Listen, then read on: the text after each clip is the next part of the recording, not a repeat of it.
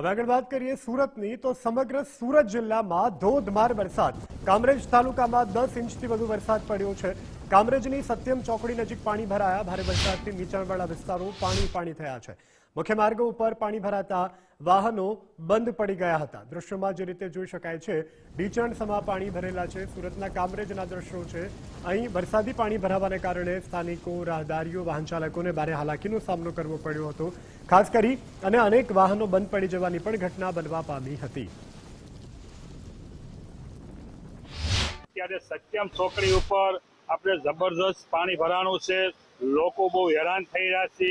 Issue કરવા માટે અમે કલાકથી ઉભા છીએ। બધા લોકોને ના પાડીએ છીએ ભાઈ અંદર વાહન ન નાખો, તો છતાંય લોકો જાય છે। એટલે અત્યારે જેટલું બને એટલું અત્યારે જબરદસ્ત 9 થી 10 ઇંચ જેટલો વરસાદ કામરેજમાં પડી રહ્યો છે સાહેબ। એટલે અત્યારે બહુ હાલાકી ગંભીર છે।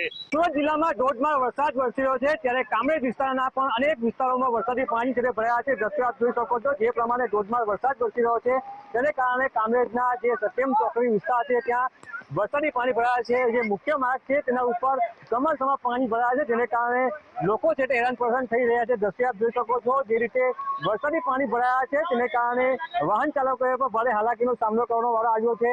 જે જીવના જોખમે વાહન ચાલકો છે તે પાણીમાંથી પસાર થવા માટે મજબૂર બન્યા છે। મહત્વનું છે કે કામરેજ તાલુકામાં 8 ઇંચથી પણ વધુ વરસાદ છે તે વરસ્યો છે। આ કામરેજ વિસ્તારમાં જળબંબાકાર જેવી પરિસ્થિતિનું નિર્માણ થયું છે, ત્યારે દ્રશ્યો જોઈ શકો છો જે રીતે વરસાદ પડ્યો છે તેને કારણે પાણી ભરાયા છે અને વાહનો છે તે પણ ખોટકાઈ રહ્યા છે। દ્રશ્યો જોઈ શકો છો, જે રીતે બાઇક ચાલક છે તેની બાઇક બંધ પડી ગઈ છે અને ધક્કો મારવાની ફરજ છે તે પડી છે।